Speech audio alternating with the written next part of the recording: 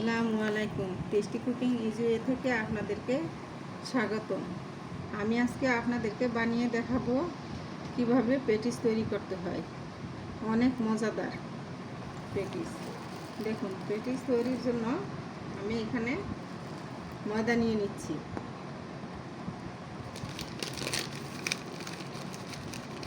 প্রথম 2 কাপ ময়দা নিয়ে নিয়েছি।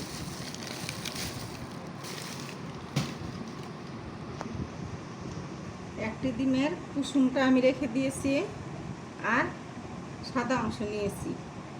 ডিমের সাদা অংশ ঢেলে দিয়েছি।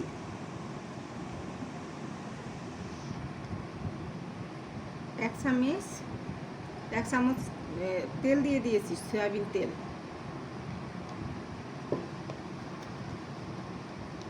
বেকিং পাউডার দিয়েছি 1 চামচ।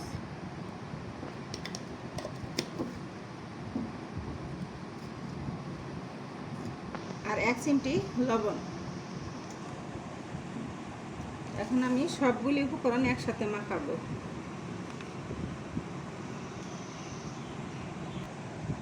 ডিম, লবণ, তেল, বেকিং পাউডার আর ময়দা আমি একসাথে ভালো করে এরকম করে মিশিয়ে নিয়েছি। দেখুন, এরকম হয়ে যাচ্ছে। মুঠি দিলে এরকম এভাবে মিশিয়ে নিয়েছি। আমি এখন পানি দিয়ে গুলিয়ে নিব। আর এখন করোনার মধ্যে আপনারা সবাই ঘরেই বসে আছেন, কিন্তু কেউ বাজার থেকে স্বাচ্ছন্দ্য বোধ করছেন না যে কিনে খাওয়ার জন্য পেটিস। এখন সুস্বাদু মজাদার পেটিস আপনারা বাজারের মতোই, বাজারের চেয়েও সুন্দর হবে, আপনারা ঘরেই বানিয়ে খেতে পারবেন। সেভাবে আমি আপনাদেরকে দেখাচ্ছি। এখানে আমি 1 চামচ চিনি দিয়ে দিচ্ছি। এখন আমি ভালোভাবে খামির করে নিব। এভাবে আটার রুটি যেরকম করে আপনারা পরোটা তৈরি করেন সেরকমই হবে খামিরটা। আমি ঠিক সেরকম করেই নিচ্ছি। এতটা নরমও হবে না, এত শক্তও হবে না। পরোটার খামিরের মতোই করতে হবে। আটার ময়াটা এরকম করে নেবেন। এরকম করে দেখুন, এভাবে আমি আটার খামিরটি তৈরি করে নিয়েছি। আটার খামিরটিতে এরকম হয়েছে নরম। দেখুন, এরকম তুলতুলি হয়েছে। দেখুন, পেটিসের জন্য খামিরটি আপনারা আটাও নিতে, প্যাকেটের আটাও নিতে পারেন, ময়দাও নিতে পারেন। কিন্তু আমি ময়দা নিয়েছি। আপনারা আটা দিয়েও করতে পারেন, ময়দা দিয়েও করতে পারেন, সেটা আপনাদের ইচ্ছে মতো করে নেবেন। খামিরটি এখন আমি ঢেকে রাখছি 20 মিনিটের জন্য। দেখুন, আমি পেটিসের জন্য পুর বানিয়ে নিচ্ছি। আমি এখন তেল দিয়ে দিচ্ছি কড়াইয়ে। এখন পেঁয়াজ দিব। এখানে আমি বড় বড় 4 পিস পেঁয়াজ নিয়েছি। পেঁয়াজগুলো আমি এরকম করে কুচি করে নিয়েছি। আপনাদের ইচ্ছা মতো আপনারা কুচি করে নেবেন। আর আমি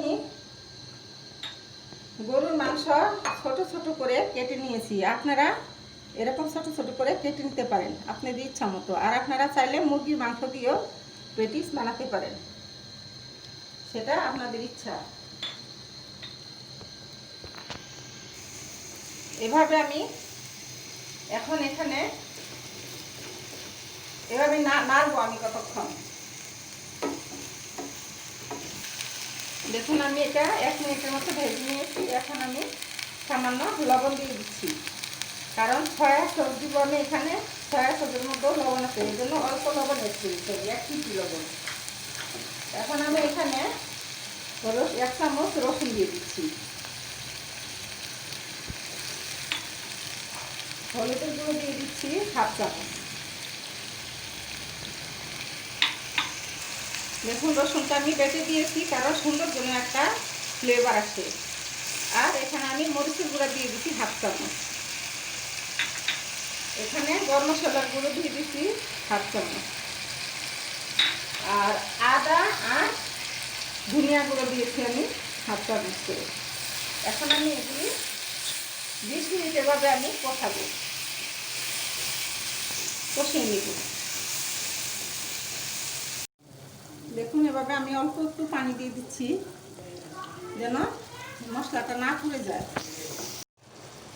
দেখুন, এভাবে আমি আর 20 মিনিট রান্না করব। রেখে দিচ্ছি এখন। দেখুন 20 মিনিট পর আমি একটু টমেটো সস দিয়ে দিচ্ছি,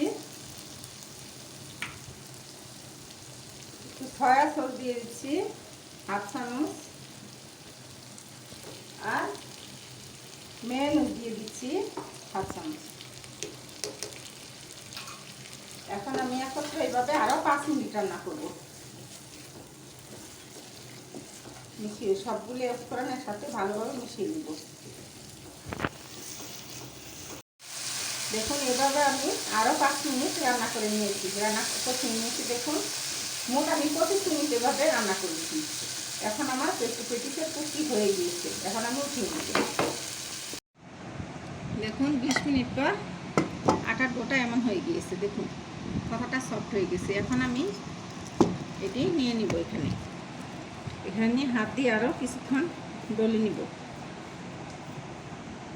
দেখুন আটা যখন এই হাতের মধ্যে লেগে আসবে তখন এরকম করে একটু শুকনো আটার গুঁড়ি লাগিয়ে নেবেন, যেন এই খামিরটা যেন হাতে না লেগে যায়। এরকম করে একটু লতির মতো করে নেবেন।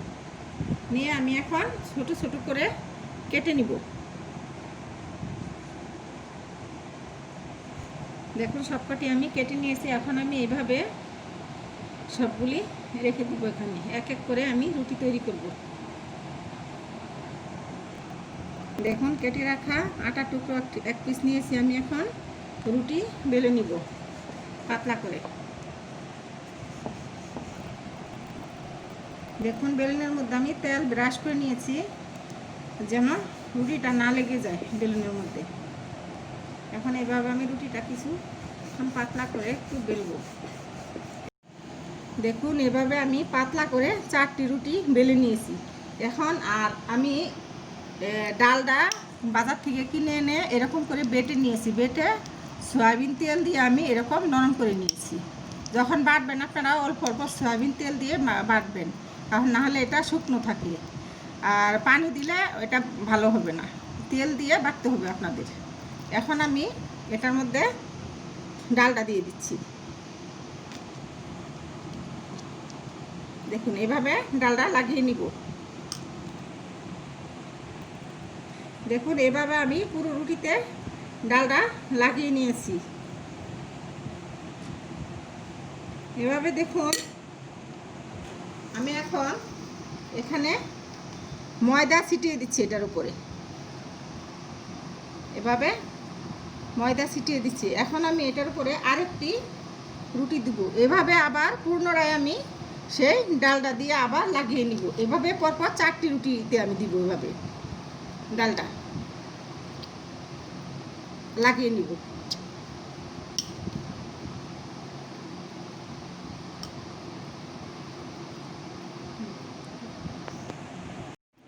দেখুন আমি এভাবে 4টি আটার লেয়ারের মধ্যে আমি ডালটা মাখিয়ে নিয়েছি পুরো আটাতে।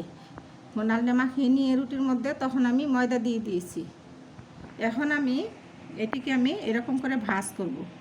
এরকম ভাঁজ করলে অনেকগুলি পরত আসবে আপনার। দেখুন কীভাবে ভাঁজ করতেছি। পেটিসের ভাঁজটা এইভাবে দিতে হবে। এখন আমি আবার রুটি বেলে নিব।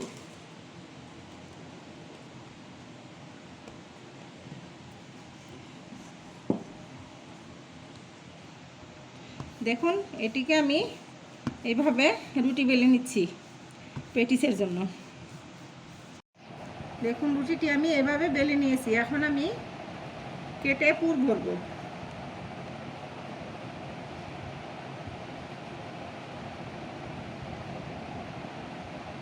আপনারা আপনাদের ইচ্ছা মতো কেটে নেবেন। আমি আমার মতো করে কেটে নিচ্ছি।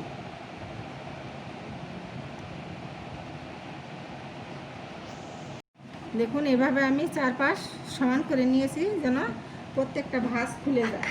আর এভাবে আমি পুর দিয়ে দিচ্ছি, মাংসের পুরটা। 4 পাশটা আমি চাকু দিয়ে কেটে সমান করে নিয়েছি। এখন আমি এখানে একটু পানি দিব, যেন সেটি লেগে যায়। এভাবে পানি দিয়ে এভাবে সব কাটিয়ে আমি এভাবে লাগিয়ে দিব। এইভাবে এভাবে এভাবে চেপে চেপে লাগিয়ে দিব। দেখুন এভাবে আমি সব কটি করবো এরকম করে। দেখুন একটি ডিমের ভিতরের কুসুমটা নিয়েছি আমি। এখন কুসুমটা আমি এটার উপরে দিয়ে দিব যেন কালারটা সুন্দর আসে, এই জন্য এভাবে কুসুমটা আমি ব্রাশ করে দিচ্ছি। দেখুন এভাবে ব্রাশ করে দিয়ে দিবেন কুসুমটা, দেখতে যাতে সুন্দর লাগে কালারটা, এই জন্য আমি কুসুম দিয়ে দিচ্ছি। দেখুন ওভেনে দেওয়ার জন্য ট্রেটার মধ্যে আমি তেল ব্রাশ করে নিচ্ছি এভাবে। আমি দেখুন আমি ওভেনে দিয়ে দিয়েছি 150 ডিগ্রি তাপমাত্রায় দিয়েছি, 2 কয়েলে দিয়েছি। আর এখানে আমি 20 মিনিটের জন্য দিয়েছি। 20 মিনিট পরে আমি উঠিয়ে নিব, কারণ এটি যখন ব্রাউন কালার হয়ে যাবে তখনই বুঝবো আমি হয়ে গিয়েছি। আর কারো ক্ষেত্রে আবার 20 মিনিট নাও লাগতে পারে, আবার বেশি সময় লাগতে পারে। আপনারা যখন দেখবেন যে উপরে ব্রাউন কালার হয়ে গেছে তখনই উঠিয়ে নেবেন। দেখুন কত সুন্দর পেটিসটি হয়েছে, প্রত্যেকটি ভাঁজ খুলে গিয়েছে পেটিসের। দেখুন এভাবে আপনারা পেটিস বাসায় অবশ্যই ট্রাই করবেন আর দেখবেন, আর আমাকে লাইক ও কমেন্ট করবেন। আর ভুল ত্রুটি হলে আপনারা ক্ষমা সুন্দর দৃষ্টিতে দেখবেন। আসসালামু আলাইকুম।